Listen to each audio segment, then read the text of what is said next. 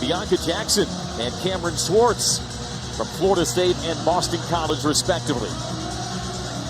Yeah, this should be interesting with the transfers that both teams have, but Georgia Tech really looking for their transfers to step up in this starting lineup to start this game this evening.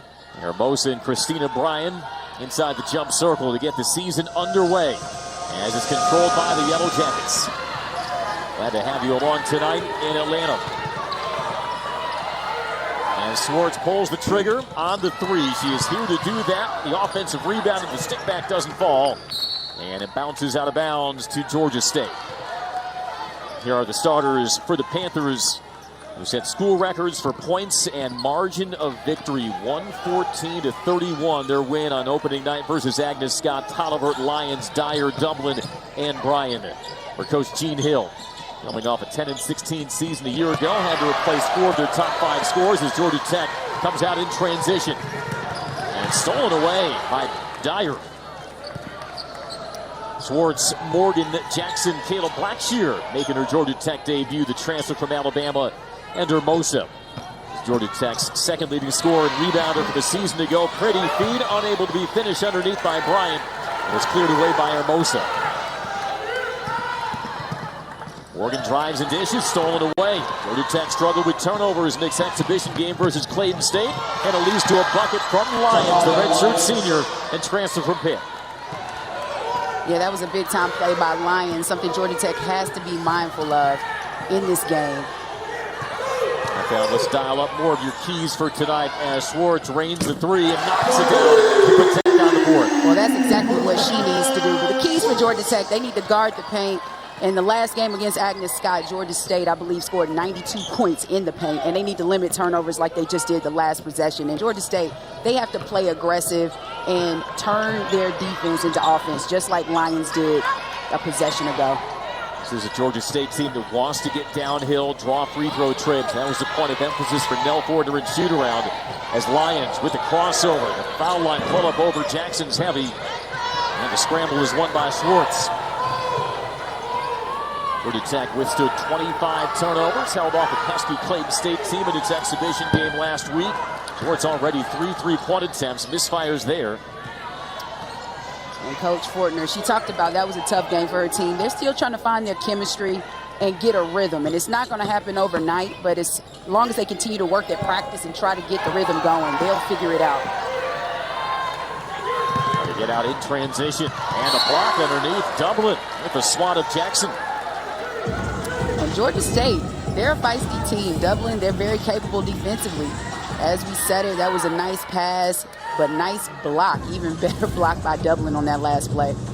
6'2" junior from Siouxland, Maryland, by way of Iona College. And the inbound was slapped away. Active hands by the Panthers early. And that's what they can do. You don't get 32 steals for nothing, even if it is against an opponent that's not up to par. Jackets have numbers in transition. No look off to Morgan. Misses the layup. Challenged well by Dublin, who lobs it up ahead. Dyer ahead of the defense, and the freshman can't finish. Shaky start for both our teams. Some opportunities around the rim. Here's a stop and pop. Jackson rolls it off. End action in the opening minutes of the season opener for Georgia Tech. Yeah, this game is moving. Georgia State's being very aggressive, taking a lot of shots, trying to get to the paint. That's their first outside shot of this one. They're playing with some freedom, and they've held the Jackets to 1 of 7 shooting to begin, and 3 turnovers.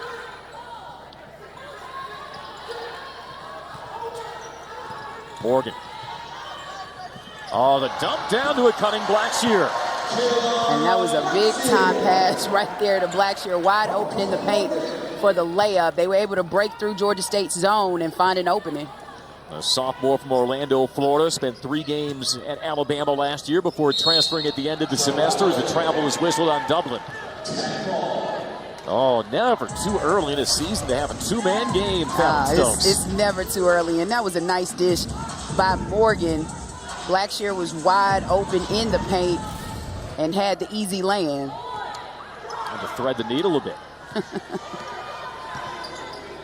But that was the right decision. Georgia State being feisty in this matchup zone. So Georgia Tech's going to have to find the openings and make the right pass. Jackson feeds Hermosa, got the seal, got the lay-in. Nerea Hermosa, that was senior from Victoria, Spain. 10.6 points per game a year ago, and having to adjust now to being the featured post player with the departure of Lorella Kubai, Georgia Tech's two-time ACC Defensive Player of the Year. Yeah, that's going to be an adjustment that Hermosa's very capable of doing, this being her senior season. Shot off the mark from Swartz, run down by the Panthers.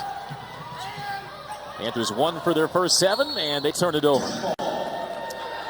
And that's what Georgia Tech's going to have to do. Coach Fortner said, you know, last year they had that defensive identity as a team, Georgia Tech did, and they need to continue and get that defensive identity again. But they have more firepower on the offensive end this season that they're really trying to shape and mold, especially with their incoming freshmen and transfers in this lineup. It wasn't just last year. It's been the last several years under Fortner that Georgia Tech has cemented itself as one of the stingiest defensive teams, not just in the ACC, but the nation. 6th nationally last year in scoring defense, but they have more punch offensively, where even if it's an off defensive night, they still feel they have what it takes to win. And Swartz, no good on the 3. Offensive rebound at Blackshear up strong. They have Morgan. It's off the mark. Lyons has the lone bucket for the Panthers, and she gives them their next one. And that's what Georgia State likes to do. They're going to run in transition. They want their defense to create offensive possessions, and on that one, they were able to capitalize. Nice job shot by Lyons. Coming off 16 points, 8 assists in that win over Agnes Scott as the three-pointer falls by Bianca Jackson. 6th-year senior out of Florida State. And she's still trying to find her rhythm. You know, moved positions or switched positions last year at Florida State, and now trying to get that rhythm as a guard or a wing player for Georgia Tech. 31% from deep a season ago for the Seminoles, as Lyons with a hand in her face, no good, but she was fouled. And it takes us to our first timeout as Tahia Lyons has all 4 for the Panthers. Georgia Tech up 10-4, opening minutes of opening night for the Yellow Jackets. And one of the newcomers, Bianca Jackson, to help. Took a while to... Now Fortner looked ashore for backcourt in the transfer portal this offseason, and she found a couple of familiar faces in Cameron Swartz from Boston College, Bianca Jackson from Florida State. You see their numbers a season ago. Swartz, the ACC's most improved player last season, first team All-ACC. Jackson was Florida State's leading scorer 2 years ago, and both have a three-pointer in the early minutes as Georgia Tech leads Georgia State 10-4. Well, that's a big deal. Georgia Tech's three-point shooting wasn't tremendous or wasn't great a season ago, but I know that was a point of emphasis for Coach Fortner and her staff to try and get some shooters or just some basketball players that can create for themselves and find opportunities on the offensive end. Swartz made a career-high in three-point percentage a season ago, was a 1,000-point scorer in her time at Boston College. As Tahia Lyons rims out the first, he's got all 4 of the Panthers' points. 5'7" redshirt senior from Norcross, Georgia. Spent 1 season in the ACC herself at Pitt. Redshirted her freshman year due to injury. She's got 3 free throws as well, fouled behind the line before the timeout.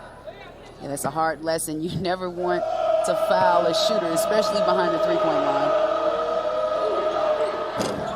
Lions can't cash in the third, and Hermosa plucks away the rebound. Leah Love has come in for the first time. Georgia Tech's third leading scorer a season ago, ranging in the far corner. The entry, Hermosa wide open, but off the rim. Georgia State catches a break. They do. I don't think Hermosa realized how open she was, and when she turned, just flipped that basketball up. Miscommunication defensively for the Panthers. They get away with it. Bird, no good. Rolls out of bounds, ricocheted off of Love, and so Georgia State retains. Leah Love started the season off the bench, but somebody who can bring a lot of heat check scoring to the floor. Right, and especially with the second unit. She could come off the bench. She's a bucket. She could create her own shot, shoot the 3. Was Georgia Tech's leading three-point shooter a season ago with the highest percentage, around 40%. So I know Coach Fortner is going to look for her to score some points off the bench. That put a lot of strain on Georgia Tech last year. They didn't have that leading bucket getter off the bench. Sometimes you know you need that second unit score to give you your team a lift. You do. Jackets by 5. Swartz dishes to Jackson. And Georgia Tech trying to figure out what they can do in this matchup zone that Georgia State's playing. Good decision by Jackson. Fouled on the pull-up. That'll send her to the line. Whistle Merrill for her first. So 2 free throws for Bianca Jackson. 6th and final year of college basketball. Isn't that crazy saying your 6th and final year, but during this COVID time or the pandemic, it's been a great opportunity for a lot of these athletes to advance their collegiate careers. Spent 2 seasons at South Carolina, or transferred to Florida State. About 70 miles down the road, her mom, Frida Freeman Jackson, head coach of Alabama State. A road game against the University of Georgia. She has basketball in her blood. Well before she landed in the college ranks, a 2-for-2 trip to put the Jackets up 7.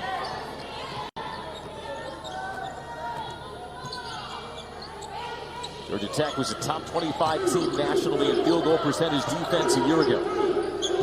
Anchored by Lorella Kubai, twice an ACC Defensive Player of the Year. There's the take to the rim, a little heavy from Dublin. Wrestling match for the basketball. Kara Dunn, beg your pardon, Blackshear tied up. It'll go to Georgia Tech. Actually, they're going to give on the arrow to Georgia State. Well, that's something with Georgia Tech's defense. You know, they had that type of identity last season, but trying to develop and continue the type of players they had a season ago, able to switch. Georgia Tech's a team that likes to switch a lot at man-to-man. So Coach Fortner is going to look for these players to do the same thing this season. Active hands on the inbounds by Love.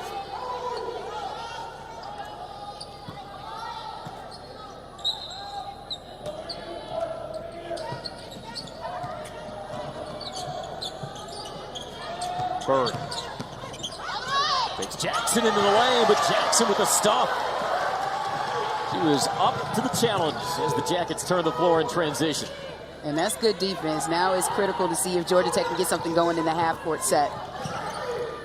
That just 4 for 14 from the floor.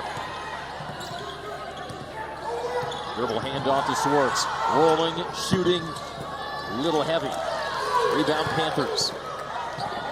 Harrison got up, didn't get that rebound, but she was up in the air. 3-pointer on the way, an air ball from Dublin. Deflected last by Georgia Tech. Bianca Jackson says guards can't block shots. Right, and she stayed right in front, didn't fall for the head fake, the up and under, and was able to still get a hand on the ball. She's a tall guard, 5'11", only had 3 blocks all of last season. Well positioned there.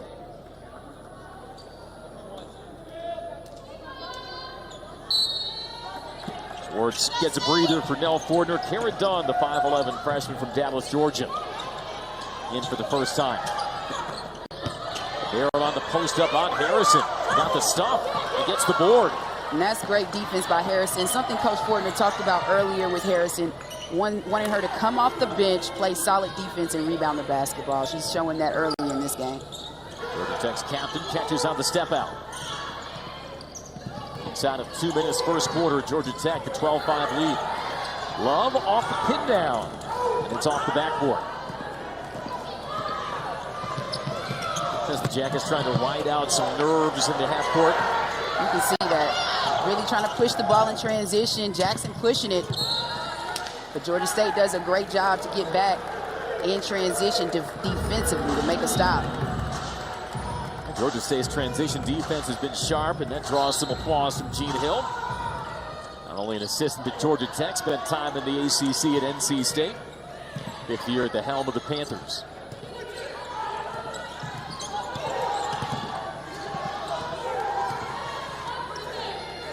Jackson lets it fly. And Karam's out of bounds. Love tries to save it. Can't track it down. And this is tough right now. Georgia Tech trying to figure out how they can weave in between this zone defense that Georgia State is playing right now. Trying to do a dribble handoff offensively, but not really being aggressive in attacking that zone.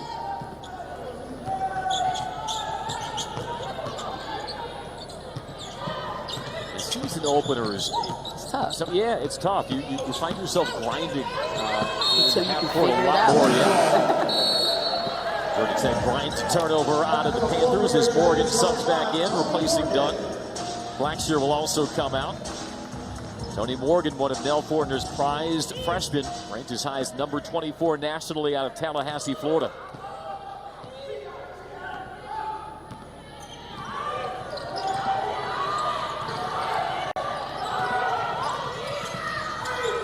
Skip, Love, nice first step, short at the rim. Yeah, those are two moves that you can't see Love getting a little down on herself offensively, but she has to keep that momentum and keep attacking until she can figure it out. Both teams not exactly lighting it up in the opening quarter. Panthers have missed 12 of their last 13, Jackets 8 of their last 9. Can Bird break the ice? No, she can't. Shot clock is off. Georgia Tech puts the pedal down in transition, but they'll whistle them for travel. Yeah, that was a great idea by Jackson, trying to get that pass off quickly, but shuffles the feet in the process and gets called for the travel. But I like what we see from Jackson. You can see she's a distributor. She likes to pass the ball. She'll look for a shot when she needs to, but she wants to get her teammates involved. Going to bring that veteran savvy to the Tech backcourt. Final seconds of the first quarter. Panthers trying to snap a 4-minute scoring drought in the waning seconds. Jean has to hurry. It's rejected at the horn by Harrison. And it takes us to the end of the first quarter of the Campus Pavilion. Season opener for Georgia Tech, and the Yellow Jackets through 10 minutes hold the 12-5 lead over Georgia State.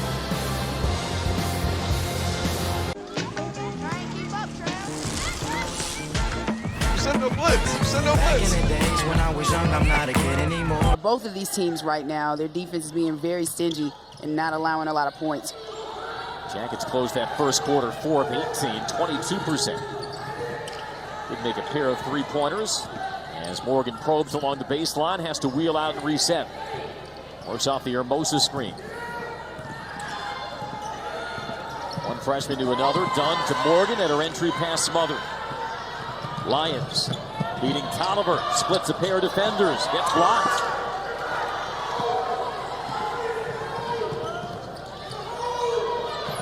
Extra pass, Love, long from the baseline. Once again, Lyons will push.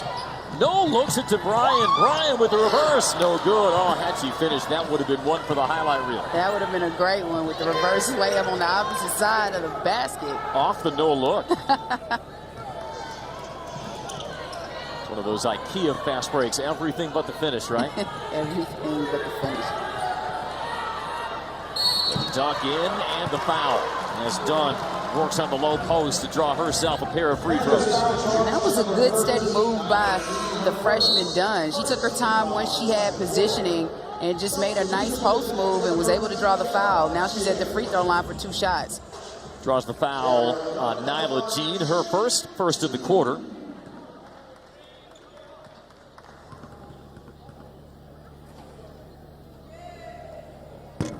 Dunn struggled at the foul line in their exhibition versus Clayton State. Just 1 of 7. Did finish with 11 points and drew the start that night. One of the top-ranked players in the state of Georgia a season ago. She'll split the pair and extend the Tech lead to 8. And right now you see Georgia Tech able to set up in their full court pressure or full court press.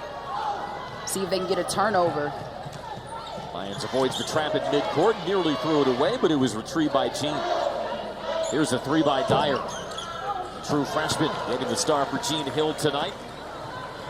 The Panthers just can't buy a bucket. 2 of 19, now 2 of 20. And they're not a great three-point shooting team. 1 of 11 against Agnes Scott, or 1 of 9 from behind the arc. That was a nice move right there. Sure was by Hermosa. But she's very capable of scoring in the paint. She's that asset right now, the person on the court, the tallest person on the court that Georgia Tech really needs to see if they can get more touches inside to Hermosa. And 18 points in Tech's season opener last year versus Central Michigan. Career high of 21 versus Syracuse. And she sets the screen for Dunn. Trying for the work to pick and roll. It was stolen. Well read by the Panthers. Here they come. Tolliver drives and pitches to Lyons. Lyons has all 5 of the Panthers' points. And the pull-up at the foul line, good from Jeans, and not anymore. Nado Jeans, the sophomore from Tampa. And that was a nice aggressive move. Jean just found her spot, went straight to the free throw line, and knocked down the mid-range J. And the field goal drought of 7+ minutes for the Panthers dating back to last quarter. Georgia Tech by 8 off the curl. Morgan from the foul line, no good. And right now you see Georgia Tech getting the looks, either making the wrong pass or just not able to connect on the shot. Set up well, just misfire jumper.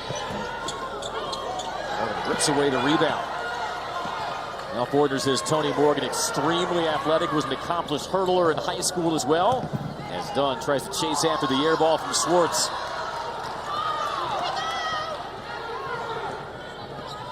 Georgia Tech is, they put the clamps on Georgia State defensively. In spite of that, it's just an 8-point game. Can it be 6? No. And that's what we just heard Coach Hill say. His team's not getting any movement. They're really stagnant right now. Like they may be a little winded with the back and forth with the missed shots. So only 7 points as we approach the midway mark of the second quarter. There's a foul on the dribble drive. Blackshear will head to the line. And that's what Georgia Tech has to do in this zone. You know, they seem a little uncertain on what they want to do specifically, but when you attack the zone, things can happen, especially like drawing fouls and getting to the free throw line. Something that Nell Fortner bewared her team of and shoot around from when Georgia State was on offense. That's getting downhill. Took a page out of the Panthers playbook there, and Blackshear will shoot a pair as that foul was whistled on Bryant, her first. Kayla Blackshear, ranked as high as the number 75 player nationally out of high school in Orlando. Began her career, spent 1 semester at Alabama. And so even though this is her Georgia Tech debut, she's been with the program since last January. Oh, yeah. So she is well aware probably of Coach Fortner's system, but this is her first time playing in it. 2 of 2 trip. Blackshear has 4.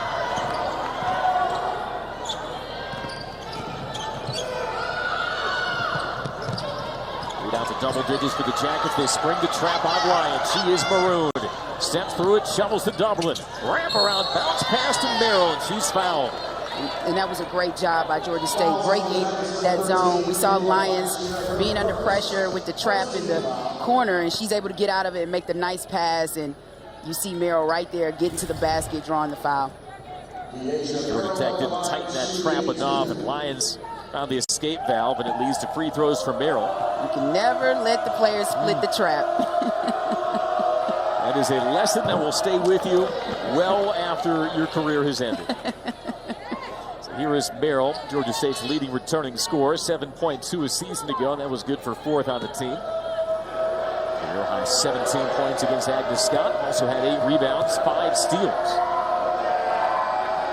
A little bit different offensive output right now for the Panthers. They set a school record with 114 points against Agnes Scott. Also broke the school record for margin of victory, school record for field goals made.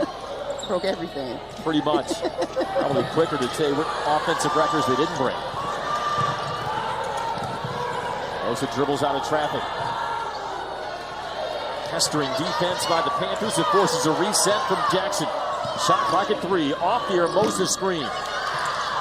Rebound cleared by the Jackets. It was well defended by the Panthers, just couldn't finish the possession with the rebound. Right, and that's the most critical part, especially when you play such tough defense. They forced Georgia Tech to drive and go down in the shot clock and still couldn't capitalize, but a big-time play by Lions to get the steal. Telegraph the entry pass. Here she is, coast to coast. That's no good. And it's last off of Blackshear, stays with Georgia State. Georgia State can't discount the work they did defensively in their opener. Also broke the school record with 32 steals. And what was interesting, catching up with Gene Hill at practice yesterday, he says their defensive system is based more around containment, denying free throw trips. They don't put a big emphasis on steals. Yeah, well, Agnes Scott will probably disagree with that assessment. There's a foul on a pull-up. And Dublin will shoot 2. Yeah, 32 22 steals against any opponent. That's a tremendous feat. But they did a great job defensively, and we're still seeing that defensive presence tonight against Georgia Tech. 17 points in this game so far, but Georgia Tech is struggling to find a rhythm and trying to find ways to score against this pesky defense of Georgia State. Just wonder if we'll see both teams be more aggressive attacking the basket, trying to draw fouls like Dublin did there. Panthers a 63% foul shooting team a season ago. That makes them 1 of 6 at the stripe tonight. Dublin was one of their better free throw shooters, at least by percentage, a season ago. Limited attempts, but 8 of 11. She comes up empty on the second. And those are the points you have to capitalize and get those points at the free throw line. Defensively, they're holding their own. They've held the Jackets without a field goal for 3+ minutes. Hermosa can't crack the ice. Tracks down the long miss. Stolen away. Lions ahead of Jackson for the land. And Lions played that perfectly. She knew Hermosa just turned around and passed it, hustled for her own rebound, but did not see Lions coming. Now up in the pressure with some three-quarters court trapping. Ohio Lions has 7 of the Panthers' 9 points, but the answer from 3 from Swartz.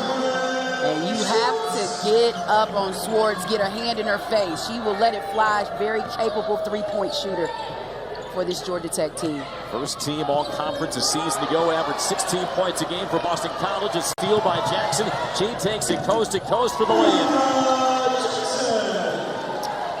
And that's what Jackson can do. She has long arms in her wingspan. She can get out into the passing lanes and is able to steal that pass and get a breakaway layup.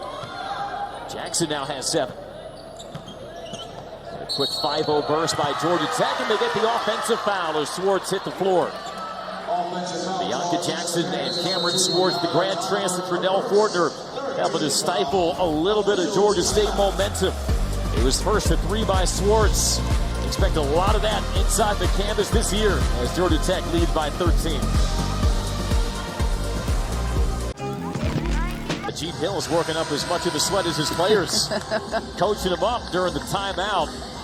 Now, he and the Panthers played their first ever game at Georgia State's new Convocation Center on Monday, and it was a memorable one.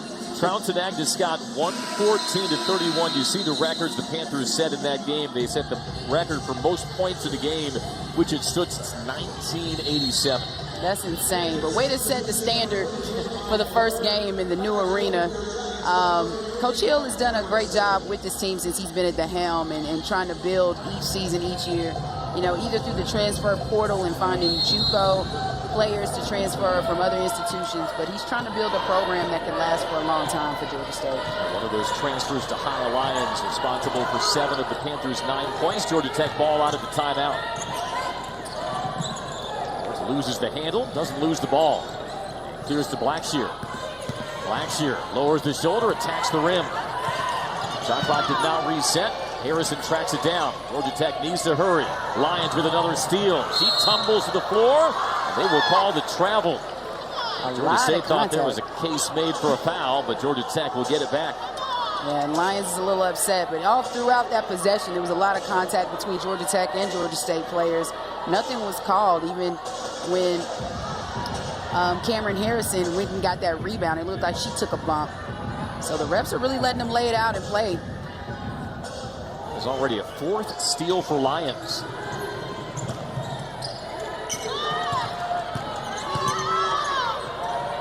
Aviance Carter pulls her way into the lane and draws the foul.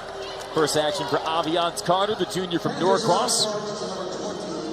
And that's a good move right there by AC. She was aggressive. Coach Fortner was saying this season she's become a better shooter and trying to find her rhythm. Something she struggled with a season ago or her first 2 seasons at Georgia Tech. But that was a good aggressive move to the paint or to the lane.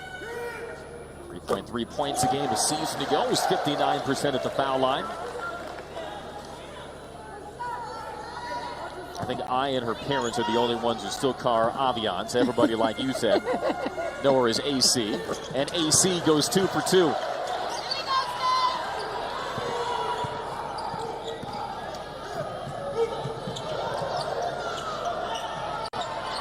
State breaks the pressure.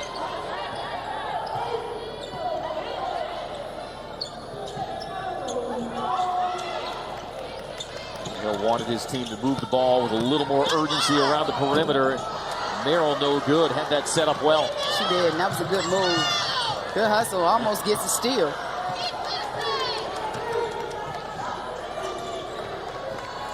Less than 3 minutes, first half.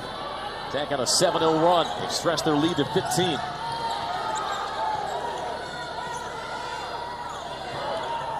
Jackson wants a screen, plants one from Harrison, and air mails the skip pass. That was almost coming for you. I had to tilt to the side a little bit. I was looking at it, but wasn't sure if it was going to go over. Yeah, right now, Georgia Tech, you see they're very hesitant in their offense and uncertain about what they want to do, if they're setting screens and what moves they want to make. It's going to take time to get that chemistry, but in the meantime, the one thing you can do is drive the basketball to the basket. That is a 10th Georgia Tech turnover to that point. A high low to Merrill. Trying to zip it across the baseline, but wide of Dyer. Good idea, but couldn't put that on target. It's a 9th Georgia State turnover.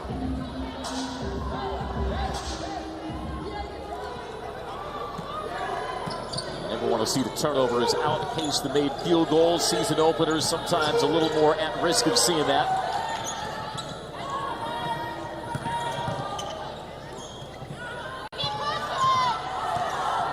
Georgia Tech's trying to figure it out. Georgia State doing a great job in this matchup zone. Harrison kicks out. Jackson lines it up and knocks it down. A three-pointer from Jackson. She's in double digits with 10. And that's what she has to do. She has to be aggressive. It was a three-point shot a couple of possessions ago that she passed up, but that was a nice in and out between Harrison getting the basketball to Jackson.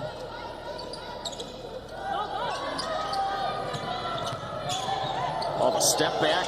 Dyer can't rain that down over Swartz. Swartz was wobbling a bit. Yeah, nothing wrong with the little step back. She just couldn't finish that last one. As we come up on a minute to play in the first half.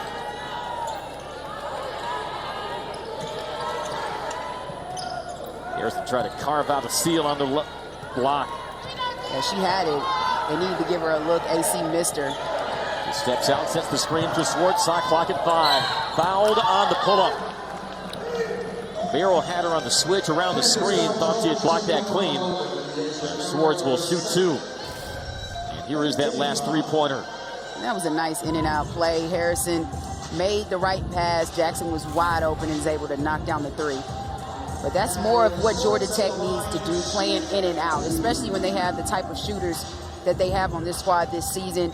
They just need to create a little bit more space and give those shooters enough time to space out. Playing in and out, getting the ball inside the paint, and looking for the outside shooters is the way to go when you're playing in a zone or you're playing against a zone.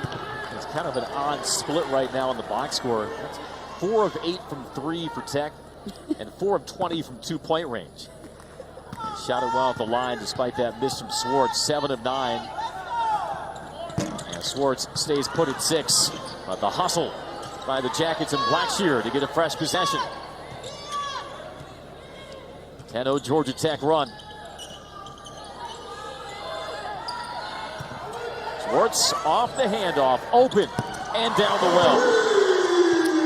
She set herself, set her feet, and was able to knock down the wide open 3. That's what Cameron Swartz is capable of doing. Georgia State needs to make sure they find her early. Great wraparound pass to Merrill with the finish. Great drive, drawn dish to snap that 13-0 Tech run. Shot clock is dark. Tech can hold for a final possession. 30-11 Jackets. As Jackson pounded out inside the jump circle, she's got a team-high 10. Feeds Harrison in the high post. Oh, Jackson wide open. Pulls the trigger, rolls it off. Rebound Blackshear with 2. Kicks out. And Jackson on the quick trigger. Can't get it up in time. And that takes us to halftime at McCamish Pavilion. And it's the veterans from the portal who have carried the load for Nell Fortner and the Yellow Jackets through one half. 10 points from Bianca Jackson. 9 points from Cameron Swartz. Used to do their scoring against Tech. Now doing it for them. And they've helped Tech to the 19 guards rebounding. And it's Tony Morgan who leads Tech on the glass. 7 rebounds for the freshman in that opening half. Nerea Hermosa, like you said, bit of a quiet first half. 4 points, did contribute 5 rebounds. Yeah. But Morgan, that's a great job. The freshman, she's trying to stay in and get her minutes, and rebounding is the way to do it. And as we begin the second half, Lions stepped on the end line. Quick turnover for the Panthers. What could Gene Hill's team doctor up to get a little more offensive punch? They need to move. They were really stagnant in that first half on the offensive end and not really trying to run their offensive sets and find ways to score within those sets. Blackshear in deep, no good. Torn away by Bryan and draws the foul. Rebound in traffic by Christina Bryan. Arrives at Georgia State by way of St. Thomas, Jamaica, and Arizona Western College. Now it goes on Morgan, her second. Right now we're going to see if Lions can get Georgia State into some sort of offense and get something going to the basket. Team high 7 for the Panthers. She handles on Swartz. Drive and dish to Dyer. Georgia State had 8 players reach double-digit points against Agnes Scott. Struggling to find buckets against the Jackets, and a turnover gives it to Tech. And that was tough by Dublin. She lost the basketball, but she was at least intentional and aggressive in driving to the basket. On those handoffs that Georgia State was doing in that offensive set, they weren't driving hard enough to really make a player get another player or teammate open. I think coaches can live with turnovers a little more if they're aggressive turnovers or effort turnovers. It's the passive turnovers that really stick in their craw. Tough rebound by Blackshear. It's plus 11 on the glass. Run the side pick and roll. And that pass to Hermosa's deflected.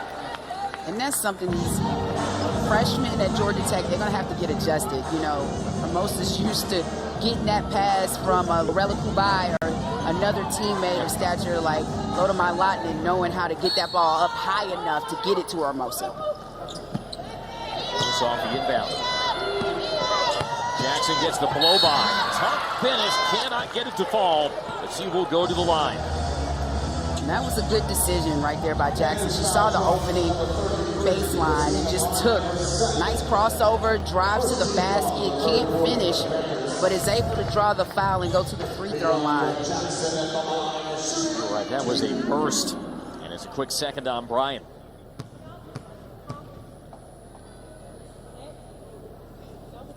Jackson up to 11 points.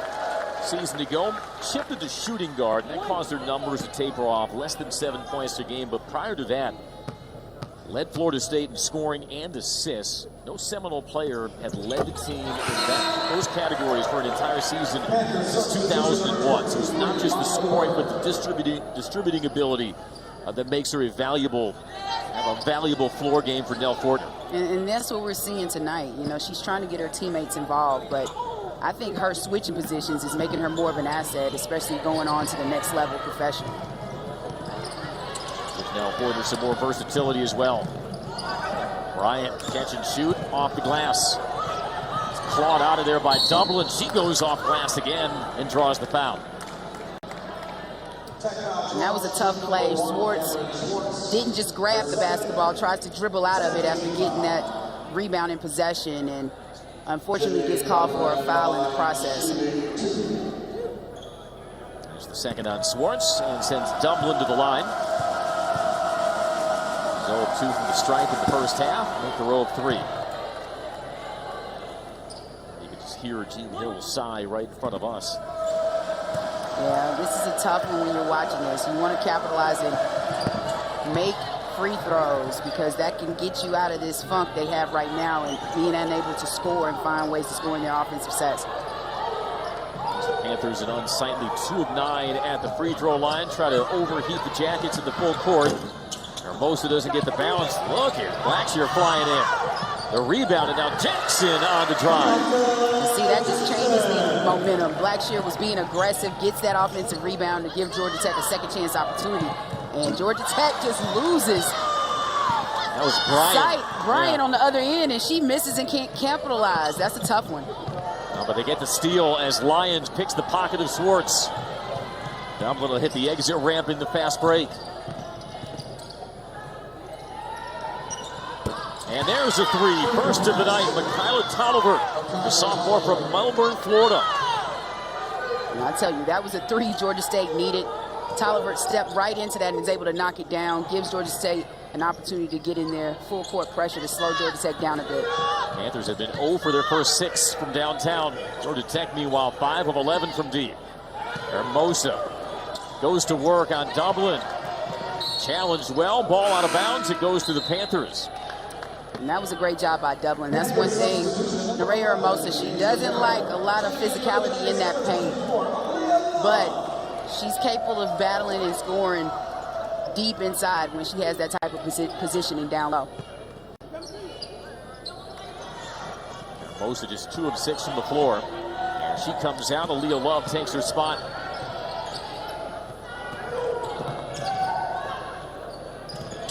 Lions with a shake.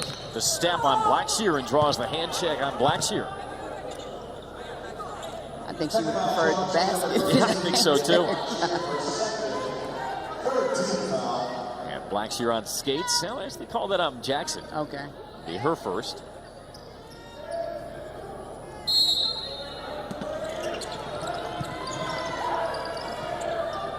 Bird throws to Tolliver. Kyla Tolliver, former Florida Miss Basketball. She can fill it up. Jean Hill told us yesterday she is ready to make the jump in her sophomore season. Lions behind the back. The running one-hander is off the mark, but Love fouls her on the way up.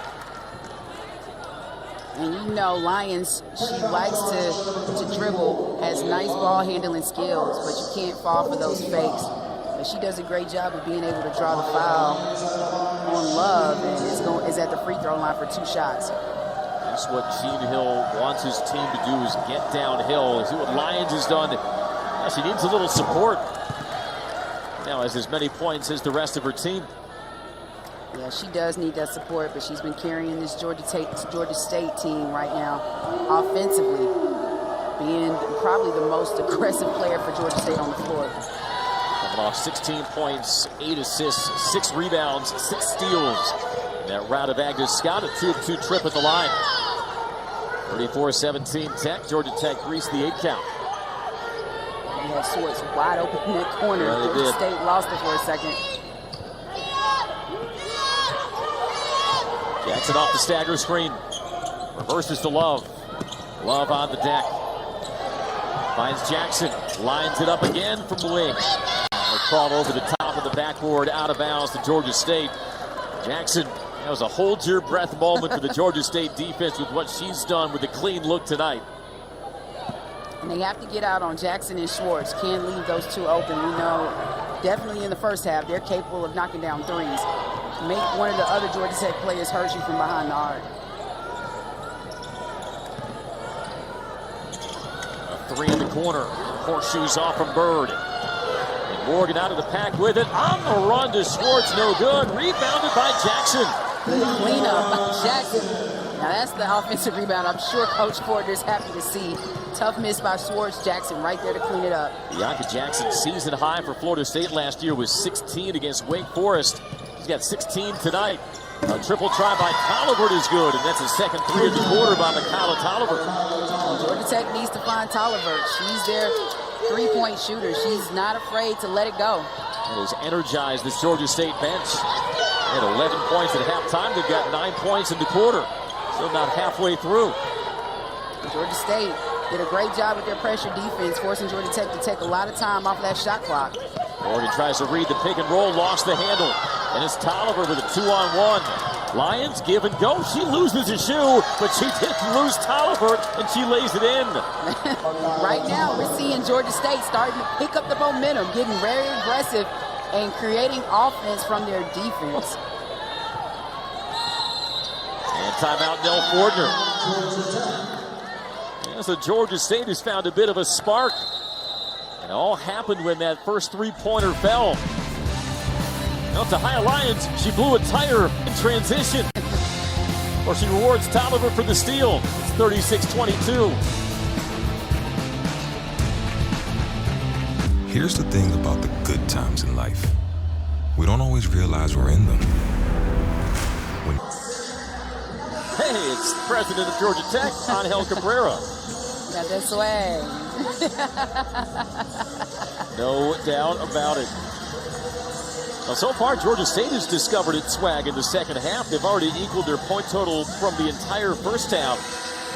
2 of 3 from 3, and they've also cashed in at the free throw line. Fallon, they were 1 of 7 at the foul line in the first half, 3 of 4 in the third quarter, and now only down 14 to 10. Well, I think the major difference is that they've been more aggressive. They've been more intentional, and players are trying to look for their shots. Nice finesse floater by Aaliyah Love. And hopefully that can get her going. She's been frustrated, not able to get her shot in this one, but I believe that was her first basket for the game. She's third on the team in scoring a season ago. Had a career-high 26 against Clemson in their overtime win in mid-February. Inés Noero defending the dribble drive. The true freshman from Spain getting her first action of the night. Jackson slashes in, sets up Noero. She pulls the trigger. It's short on the 3. Races in, grabs her miss though. And now Love will test the waters from deep. Rebound Dublin for the Panthers. It's been something about Love's shot. It's been really just a little off tonight. Not our usual showing that we've seen in past seasons from Aaliyah Love. Layup, count it, and 1. That's Maya Bird taking it strong to the rack. And I guess she's talking her talk, but that was a nice, strong move, bodying up with Nureyo, and that was good defense. She stood tall, but even better offense. Georgia State playing more to its style of getting downhill. Bird will have a chance to complete the three-point play as it hit a timeout in Atlanta. Research shows that people remember ads. Georgia State in the third quarter playing more like a team to set a school record for points in a game than its season opener Monday. They've outscored the Yellow Jackets by 5, and it's a 14-point game. 4:05 remaining third quarter from McCamish Pavilion, and the run could continue with Bird's free throw out of the timeout. And as we said, Georgia State's just been aggressive coming out in the second half. A difference of quarters when we saw Georgia Tech in the second quarter. I believe they were 5 for 12 from the field. Georgia State was 3 for 12 with 6 points, and we see a difference already with Georgia State being able to capitalize and knocking down free throws as well. The junior from Ashburn, Georgia, first year in the program, a transfer from Columbia State in Tennessee. Aisha Warren Aranaz has subbed in for the first time. The senior from Pamplona, Spain, ranging at the foul line. Here is Aranaz. Hands off to Dunn. Turns the corner around the screen and draws the foul. That's a couple of times now DeAsia Merrill has stepped out on the pick and roll defense. Fouls the jump shooter. Yeah, she just needs to learn to just stand straight up. She's tall in stature. She doesn't have to reach or jump with the jump shooter to put herself in a bad position where she may commit a foul. And that's the second time, as you said, we've seen it this evening. Sends Dunn to the line. She strokes the first, and Merrill, even though she's a post player now, she was a perimeter player in high school, Gene Hill told us, so very capable and nimble defending around those screens. And that's a great asset to have, somebody who can score on the low block, but can guard from the outside if she has to switch, guards, different positions. She's capable, and that's a great asset to have on your defense. That's what made Lorella Kubai such a beast for Georgia Tech. As Georgia Tech gets the steal, and Noero weaving into the forecourt, hounded by Bird. Tries to find Warren Aranaz. It's deflected. And Georgia Tech cannot have these turnovers. They were able to get a steal, unable to capitalize and give the ball right back to Georgia State, allowing Georgia State to continue with this momentum. It's a 13th of the night. Tough angle on that bank shot by Bird. And with that layup, Bird cut this lead for Georgia Tech to 13. Was a nice move. She's starting to find her rhythm, being aggressive. And now this gives Georgia State an opportunity to set up their full court press. There was a point where Lions had 9 of Georgia State's 17 points. And since then, the last 10 have been scored by players other than Tahia Lions. And now a turnover gives it right back to the Panthers. All of a sudden, we got 3:06 remaining in the third quarter. They can easily get this back to single digits. Right. They can. And we see Coach Fortner making some drastic substitutions, getting her starters back in this one. That includes Bianca Jackson, who's got a game-high 16.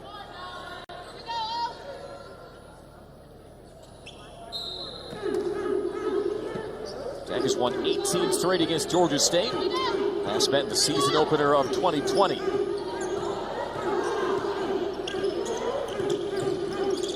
Three-pointer Tolliver. Can it be a third of the quarter? Just off the mark. Was halfway down and spat back out. But offensive rebounded. The Panthers get it again. Bird with a foot on the line. That is one, Fallon, you either want it to be an obvious 2 or a no doubt 3, but you split the difference. Doesn't get you much of either. It doesn't. But that was great hustle by Jackson trying to secure that rebound. Georgia State did a great job getting the offensive board. Merrill did on that possession, but Georgia State able to set up their full court press once again. That jumper by Bird. She's had a couple of strong dribble drives in this quarter. That will give some anguish to the analytics crowd. 2.5 to go. Back into the hands of Jackson. Finds her way through and lays it in. And that is what Georgia Tech needed. Great to see Jackson still being aggressive and closed and finally got a score to stop Georgia Tech's scoring drought. Already surpassed her season high from last season at Florida State.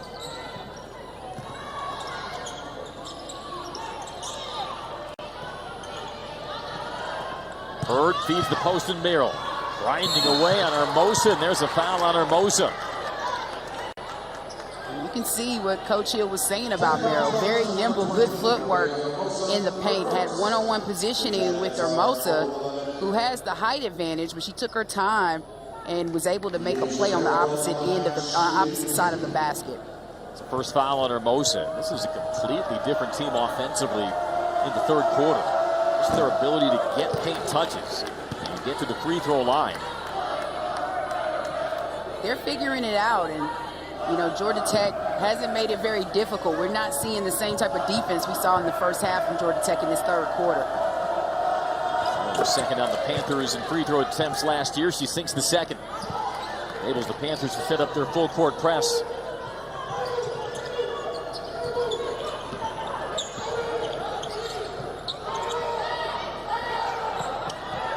Georgia Tech just still seems uncertain what they want to do in their half court.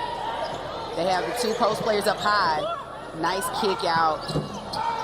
Archer off the mark. Tap controlled by Tolliver.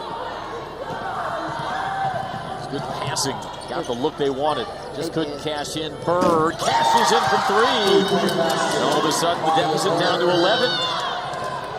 Yeah, you see Georgia State with every shot, especially with Bird, getting more and more confidence. Meanwhile, Georgia Tech just 30% from the field in the third quarter, and they've missed all 4 of their threes after a first half in which they made 5 of 10. Swartz's pass was smothered. And that's a great job. It is off of Georgia Tech, Panther possession. That's a great job by Merrill. She's just changing the whole dynamic, hands up. And that's why you can never jump in the air to make a pass. That was a bad decision by Swartz. Creating that turnover with Merrill's great defensive pressure or just having her hands up to deflect that pass. Turnover the quarter forced by the Panthers, who forced 42 against Agnes Scott. Tolliver with the crossover, slapped out of her hands. She rescues it. Here's a three-pointer in the corner, no good by Dublin. Great job by Blackshear to get out there and get a hand up on that shot.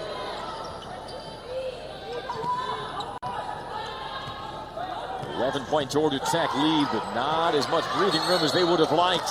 And a travel called on Dunn. And she was hounded in the half court.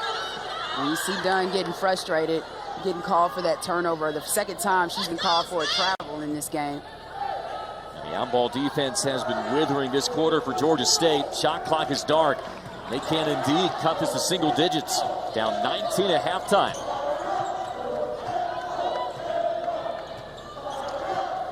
Bird shadowed by Dunn. Wants a screen on the wing. Takes it indeed. Bangs it up, no. Swartz there. Tries to push. Across the timeline with 3. Hits Jackson. Jackson to beat the horn of the third quarter. It falls on the tip-in by Dunn. Hostile into the very last second, and Kara Dunn closes the quarter with a bucket for Georgia Tech, but having to fend off the points at halftime. Georgia State got it going in the third. And we opened the fourth quarter with the Jackets on top 44-31. And you see the difference in shooting in that third quarter. That's a huge difference. Georgia Tech really struggled in that third quarter to find offense. None of Georgia Tech's 5 baskets in that third quarter were assisted. Blackshear, the turn and the flip. And that's a nice move. She's capable of doing that in the paint. That's a great advantage for Georgia Tech to have to play alongside Hermosa. Blackshear got the start tonight. Gives her 6. Open the wing and the drive, and good by Jean. Wow. That was a good, strong move, and she did that amongst the trees going to the lane. Just 5'4", but Jean Hill described her as an instant offense type of kid.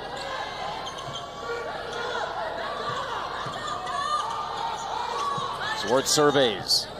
It's Hermosa. Give and go Swartz. Right back to Hermosa. Was that pretty? That was beautiful. And that's the type of two-man game Hermosa's used to having from a season ago. But Swartz gave the nice dish, give and go. Hermosa gave it back, and Swartz was able to reward Hermosa with a nice finish. Gives Hermosa 6 points. That was a give and go on top of a give and go. Right. Bird strokes the 3, long. Oh, that was last deflected off of Hermosa. The hustle by Merrill to keep it with Georgia State.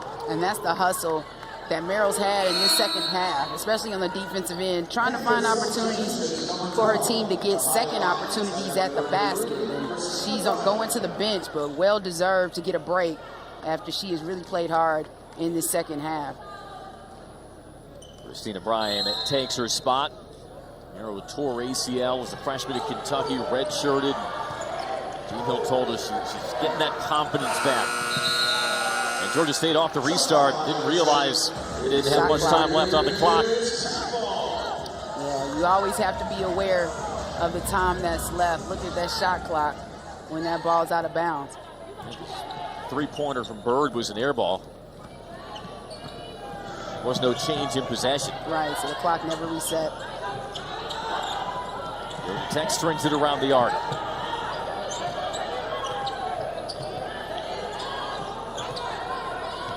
Jackson to the stare down with Jean. Drives in, pulls up. Off the mark, rebound Panthers. But I like what Jackson's doing. She's really trying to read Georgia State's zone defense. Saw a gap, took a shot.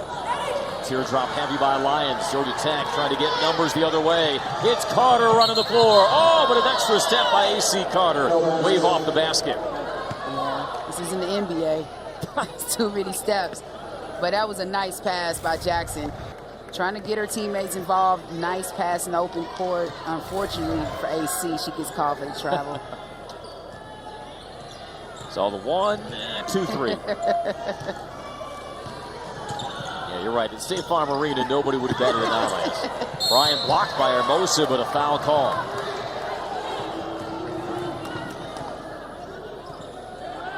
Second personal on Hermosa. Jackets foul charge number 20, Maria Hermosa, her second. First team foul in the fourth quarter.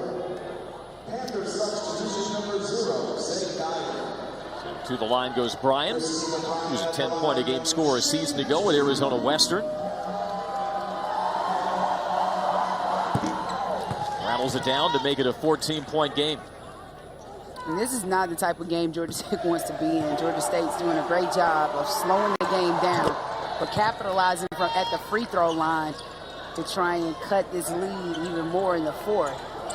Those made free throws enabling them to set up their pressure. It hasn't caused a lot of turnovers from Tech. There's a foul on Bryan, but it leaches time off the shot clock. Takes a longer time to get into your offense. Right, and get you out of rhythm. It does, and sometimes it's not the point of setting up a press to try and get steals. It's really trying to slow the team down and change the momentum for them on the offensive end. Take time off of that shot clock.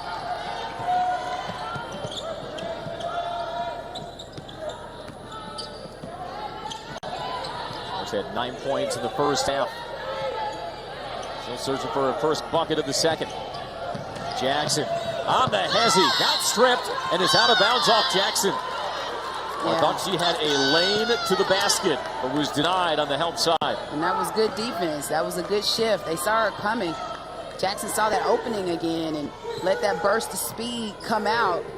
But great hands by Georgia State to get that ball knocked out of bounds off of Jackson. 13th forced turnover and continuing to hang around as we come up on 6.5 to go. And a carry called on the Panthers. Tag Lions for it. Yeah, she didn't keep that hand on top of the basketball, making that in and out move. Ref calls it. You ever get called for a carry in your career? Nah, I wasn't that shifty. Okay. Look, no.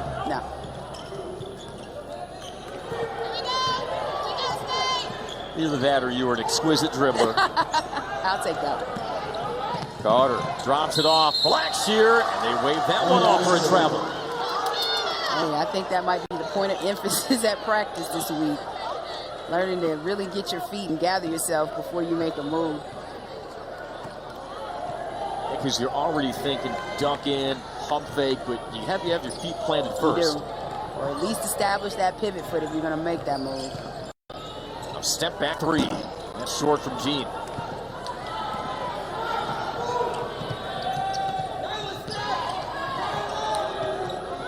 Swartz banks it in. And Cameron Swartz in double figures with 11. She is limping a bit coming off of that shot. Now defended on Jean. Call her for the block. Cameron Swartz in her Georgia Tech debut at Boston College. She was 6th overall in the ACC in scoring, but she led the conference in scoring, Fallon, in ACC games, 19 a contest. She can really fill it up. She can, and she turned it up. I mean, she turned into a different player a season ago at Boston College. And I think she was just starting to come into her form, being more aggressive offensively, but finding ways to score not only from the three-point line, but being aggressive. Her mid-range game got better a season ago as well. So you're still grimacing just a little bit. And a 3-second violation on the Panthers. Turnover is cropping up at an inopportune time for Georgia State. This is not the time, especially when they've had this momentum going in the second half, starting to get a rhythm, but Georgia Tech seems to be starting to get a flow, starting to get a couple scores themselves. Trap on Swartz, he throws through it. Swartz had a 39-point game against Clemson last January. And she pops out and collects. Carter, shot clock at 5. They'll step back, let it fly, and no good. That's not her spot. No, she's between 20 feet and in with her shot. And now it's traveled on Bird.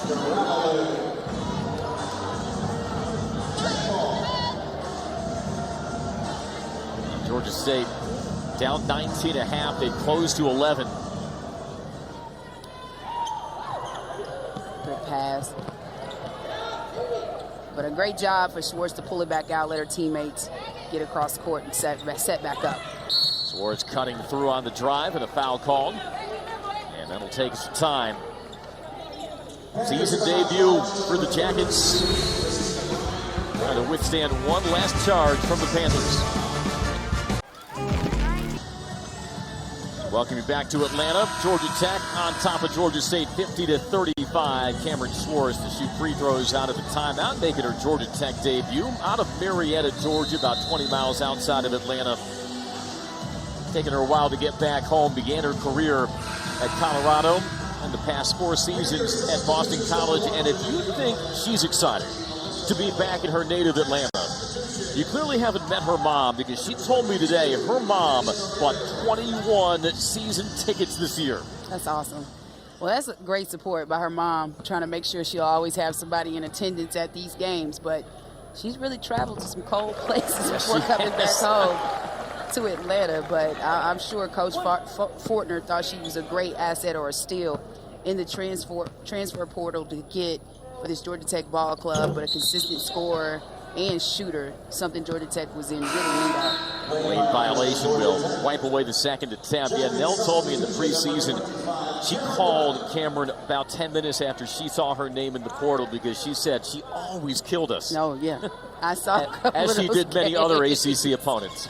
Yeah, she had a tremendous season a season ago, and like you said, led the ACC in scoring during conference play, averaging around 19 points a game. She just had a burst when it came to conference time and really turned it up. And during Georgia Tech's Sweet 16 year in 2021, she had 23 against Tech in an upset win. Shot clock winding down. Sidestep, a 3 by Jean is an air ball. Cameron Swartz, I'll say this, her mom did buy 21 season tickets, but her family needs about half of them. She's got 6 brothers, 5 older, 1 younger. She also told me she has a cousin who lives with them, so plus mom and dad, that's 10 people who live in her house in Marietta. I love it. Probably never a dull moment in that household. Never a dull moment, never a quiet moment. You can always play a 5-on-5 game. You can break out at any time. 4 minutes to go. Georgia Tech has stretched the lead out to 16. Noguero back in with the jab step. Down the baseline, throws out Jackson. Nice pump fake. Steps inside the line, off the mark.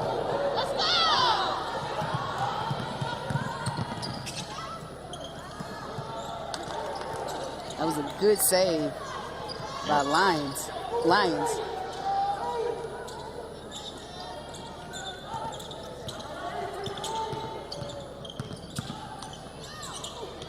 Jean with a nice shoulder fake. It draws Dunn airborne, and the foul on Dunn. Be her size, Jean does a good job of getting her defender off the floor, like you just said on that move with the pump fake, able to draw the foul. But trying to still create some offense or trying to figure out a way to get some offense going for Georgia State. Panthers without a point for the last 3:54. Jean, a 73% foul shooter a year ago. Jean in that Agnes Scott game, 8 steals, which is 1 shy of a school record. Now, that was tremendous. The number of steals they had as a team, but for her alone to have 8, that's pretty incredible. That means she had active hands and was really moving. 2 of 2 trip, and Jean Hill wants time. 51-37 Yellow Jackets. Georgia Tech trying to start the season 1-0. Back after this.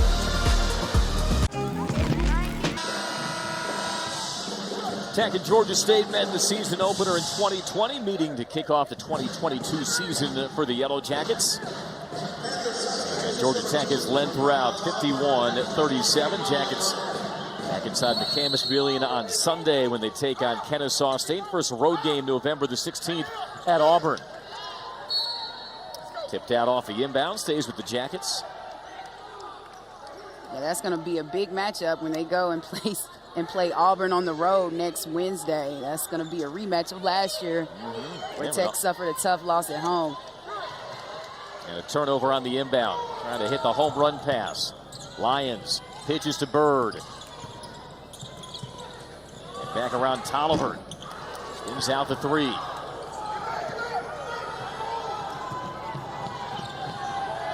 Brief burst from 3-point range in that third quarter for the Panthers, but so far 3 of 15 and just 24% shooting for the game. Yeah, it's been a struggle, but Georgia Tech has continued to play solid defense, even though they haven't been able to really dominate on the scoring end either. But they've had enough momentum to create enough scores to keep the lead that they have against Georgia State.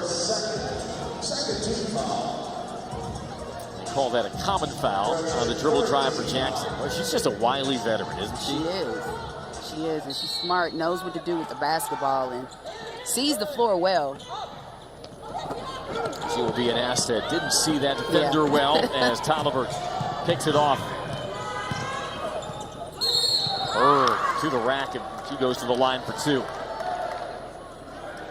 Nice aggressive move by Bird. She had that big third quarter. We watch her rack up about 8 points in that quarter. It's been pretty quiet in the fourth, but was able to draw the foul and go back to the free throw line. But this Georgia State team, I think they're going to be very competitive this season in the Sun Belt. A difference from a season ago. You see a lot of scrappiness. They have to figure out how to get their offensive sets going, but defensively, they're very capable. And I think that's going to create a lot of offensive opportunities for them this season. They were picked preseason 11th. Of course, it's a new Sun Belt with the addition of Old Dominion, Marshall, James Madison, Southern Miss, so a 14-team league now. Yeah, that changes it up. I remember when that happened to the ACC, it just changes the dynamic. Troy still the preseason favorites. It's Bird now the first Panther to puncture double digits. Gives her 10. And now relenting in this full court pressure. Dunn pinned along the corner, able to play it ahead.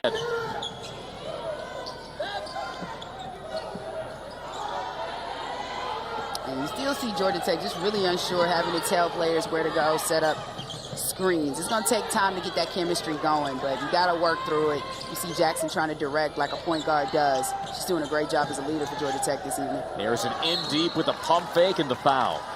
And I want to elaborate on that point, Fallon, because you played at this level. And some fans would maybe look at a performance like tonight from both teams, really, and say, man, you guys have been practicing every day or almost every day for a month leading into tonight. You had all of the summer to develop cohesion and conditioning. Why is it so many teams look a little raggedy offensively in a season opener, but it's just a completely different. There's only so much you can simulate, even in an exhibition game. Right. And it's nothing like an in-game situation. And when you see and have more game reps, game opportunities, that's when you'll see the chemistry start to gel. Like, Coach Hill said his team, they play Florida State on Sunday. So 2 ACC opponents. He's trying to get his team prepared and ready for what they're going to face when they get to conference play. And I think that's the key. You want to get the non-conference wins, hopefully get the chemistry going, so when you get into conference play, you're ready to go. Well, Carmen Harrison can handle the pressure because she just changed her contact with all eyes on her. That's pretty impressive. Uh-huh. I don't think I could have played college basketball with contact. But you've done the Horace Grant rec specs instead? Probably. Okay. I am dating myself with that reference. No, I probably would have had to cool Trae Young. Okay, yes. Glasses he has on. That should have been the more contemporary reference. Harrison cashes them both in. Georgia Tech 14 of 17 at the foul line. And Harrison gets the block. That's a second block of the night for her. But I like what we're seeing from Harrison. She plays good defense and is an athlete. And it's something Nell Fortner talked about to us in shoot-around, that she wants her to be that defensive rebounding spark off the bench. And she's done just that. Right.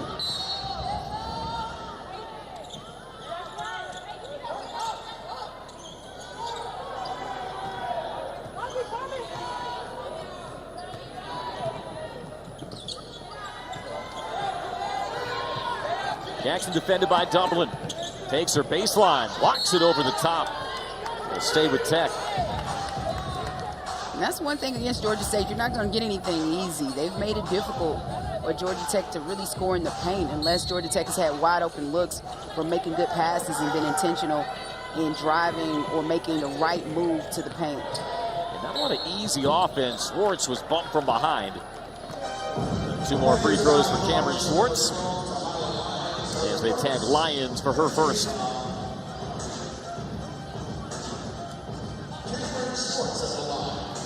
Now Swartz 1 of 3 at the free throw line, but she will be one of the better foul shooters for Tech when it's all said and done. Career 79% at Boston College.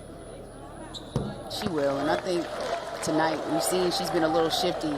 Something going on with her leg or something to that effect, but she's staying in the game, really being a true warrior right now, but still playing strong. That's not going to be typical to see the shots or her shooting percentage tonight at the free throw line. You notice that in the third quarter. Her favor in that leg ever so slightly.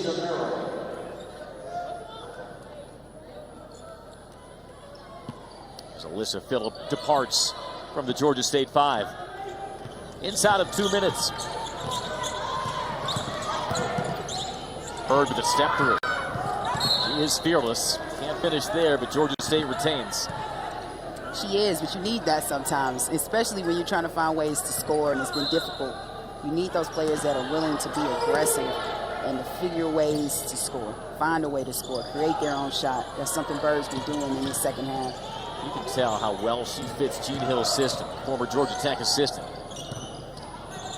Oliver trying to get downhill. Pass was batted by Harrison. Jump ball to call. The arrow keeps it with the Panthers. 9 to shoot.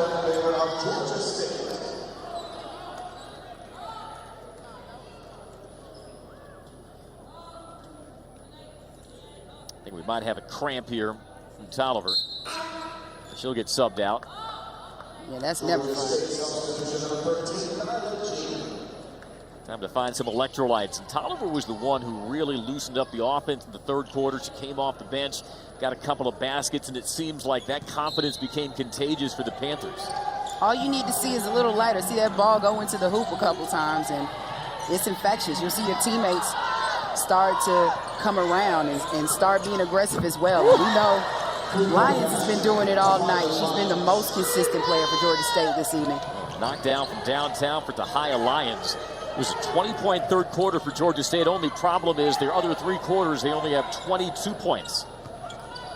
Jackets by 13. Led by as many as 22. And there's a foul on the contest.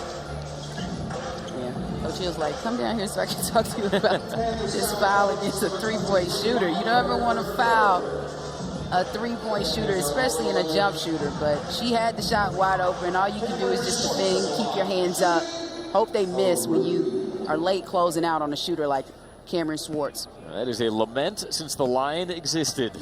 Foul of the 3-point shooters. This is a promising start at the nail for Nell Fortner. Her team struggled at the free throw line last year. They were 13th in the ACC, 65.9%. They've not only gotten to the line at a high volume tonight, but they've converted at a high volume. That makes them 18 of 21. That's better than 85%. Oh, no, that's incredible. And that's what you need, especially in close games, which you know that happens, especially in the ACC. You need to have people who can knock down free throws when it's critical and gets down to the wire. They are the rally repellents. And Swartz makes all 3. Gives her 17 points in her Georgia Tech debut. Bianca Jackson leading the way with 18. Oh, and that one off the hands of Jackson. Might have caught a ricochet from Jean, and Georgia State gets the ball. And Jackson and Harrison are communicating, but as a guard, you got to come to your player and just get that basketball so you can hold on to it. And full timeout called by the Panthers. 52.9 seconds left. Georgia Tech will move to 1-0 and set to welcome in Kennesaw State on Sunday. Your first impressions, and it's an incomplete picture because you've never seen a team in college basketball be a fully formed product after game 1, but what do you take away from this tonight? Well, you take away the fact that you see the talent, you see the athleticism, but it's just the lack of chemistry. And that comes with repetition, more game minutes. And I think you'll see this team start to gel. A lot of positives, but they have to find their identity, I think, either if it's going to be defensively, which I think Coach Fortner wouldn't mind, but offensively as well. What's their identity and how are they going to be as a team this season? They're going to have to figure that out. You have players like Swartz and Jackson who are coming from different systems. They're trying to learn what the preferences of their teammates are, how to set them up well, how to play with good flow in the half court so that they have balanced offense. And Nell has said she's got a deeper team. She's got more scorers, not only in her starting 5, but down her bench that she had last season when they won 21 games. But it takes a while to figure out how the pieces fit. It does. And, you know, the one thing that she had that was consistent every night, the team a year ago, they were going to play great defense every night. So she knew that was the thing. It was just trouble trying to figure out how to score points to beat teams. So, you know, they can continue, and they played some solid defense tonight. But as their opponents, you know, get tougher down the line, especially getting closer or get into conference play, they're definitely going to have to figure out how to gel and how to score in their half-court sets more. Every coach loves watching the film after game 1. They'll be jotting on the legal pad. Can't wait to get back to practice, no doubt. But this is just the first game. Like you said, you get these opportunities to get the kinks out. I'm sure she's just going to be happy that her team was able to collect their first home win of the season. Have coughed it up 22 times, just 32% shooting. Swartz almost had her pocket picked. She was undercut, so a foul called on Jean. And that's a dangerous play. You never want to be in that situation where you may get undercut. But thankfully, Swartz was okay and able to get out of it.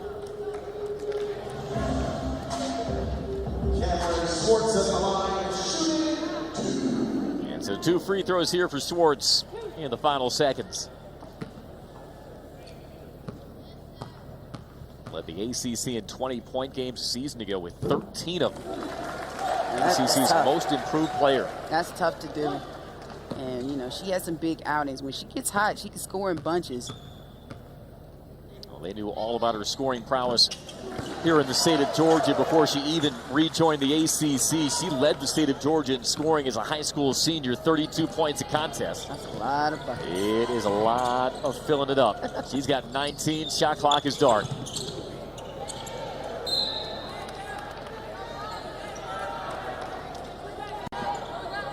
Georgia State, like you said, stays in the ACC, facing Bianca Jackson's former school in Florida State this weekend. And